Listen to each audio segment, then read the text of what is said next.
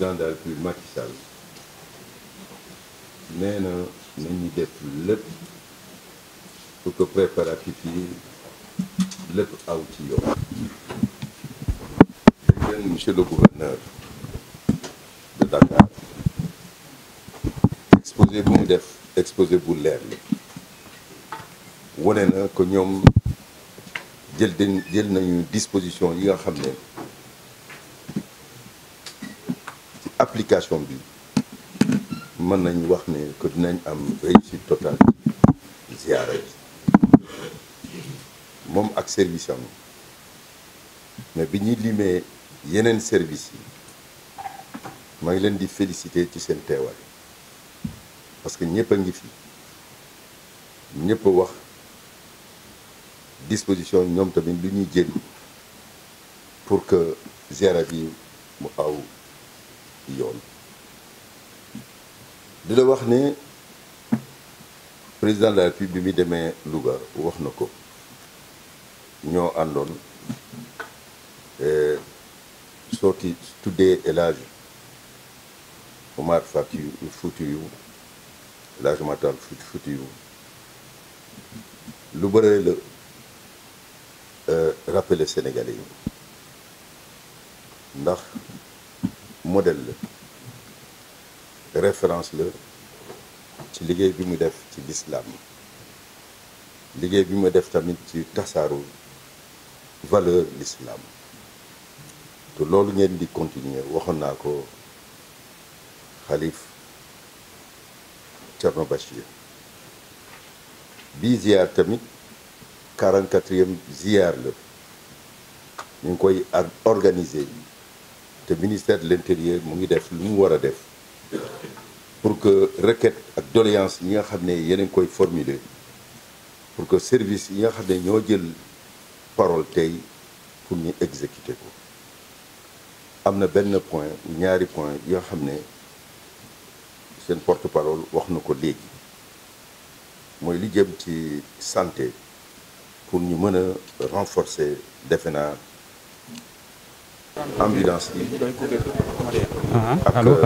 allo test 1 2 3 4 surtout allo test 1 2 beneen 3 point 4 bi mooy gendarmerie mu def tamit déploiement au niveau de l'hôtel Méridien c'est-à-dire King Fahd mais am na beneen requête bi nga xam ne moo gën a am solo mooy ci transport ak carburant loolu tamit dinañ ci waxtaan ak Dakar Dem Dikk te defe naa ne loolu dinañ ko régler lu jëm tamit ci yeneen organisation couverture d'abord médiatique defe naa loolu amul benn problème ndax RTS at mu nekk ñu ngi def seen liggéey lu jëm ci kaaraange na seen xel dal côté boobu dinañ ko assurer incha allah pour qu'il n'y ait aucun problème lu ma bëgg a wax rek da nga terminer ci ñaan te ñaan dafa am solo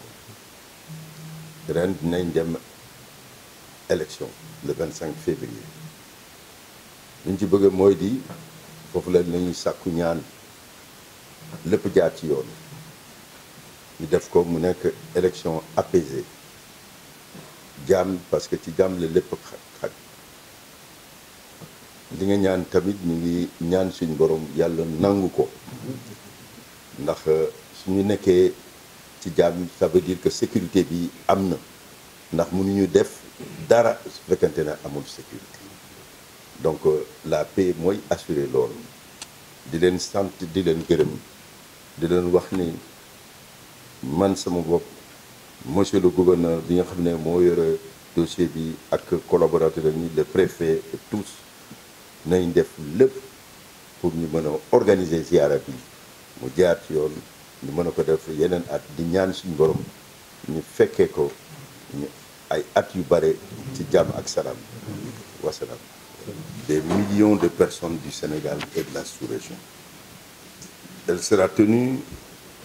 cette année dans un contexte de préparation de l'organisation de l'élection présidentielle et nous en profitons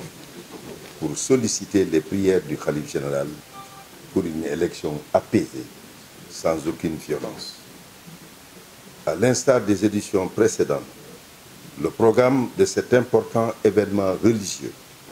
sera marqué par l'organisation d'une conférence internationale dont le thème central est les pouvoirs religieux, temporels et spirituels, quelle dynamique interactive pour mieux être et pour un mieux-être et le développement durable de la nation. Sans anticiper sur le thème, je voudrais rappeler que bien que distincts, le pouvoir temporel et le pouvoir religieux sont intimement liés, mais aussi historiquement inséparables. Et notre société reste caractérisée par une organisation institutionnelle, administrative et sociale qui accorde une place de plus en plus importante à la religion. Un développement authentique requiert donc une parfaite intelligence entre la promotion des valeurs religieuses et la mise en œuvre des politiques sociales de l'État. Rien ne relevant du hasard, Dieu accorda ces deux pouvoirs à l'ancêtre de la famille omarienne, El Hadj Omar Tall,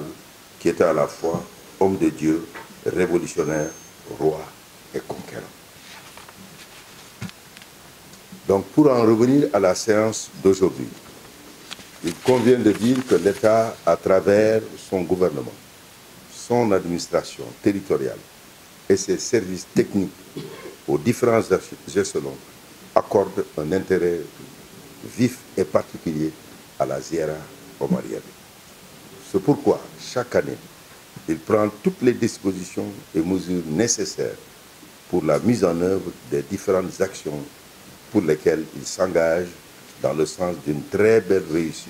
de cet important événement religieux. Lors de la réunion du comité régional de développement, est alors présidée le 27 décembre 2023 par le gouverneur de Dakar, Thierno Madani Tall, serviteur de la communauté omarienne, Khalif de Thierno Muntaga Tall,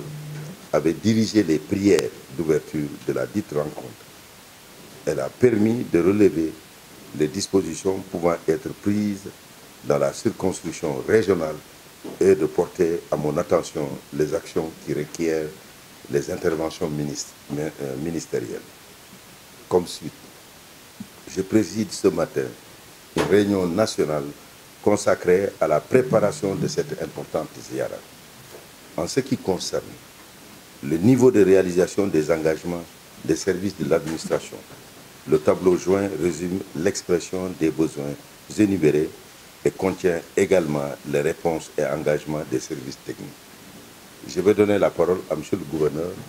de Dakar qui va ainsi faire le point de la préparation de cette importante ziara.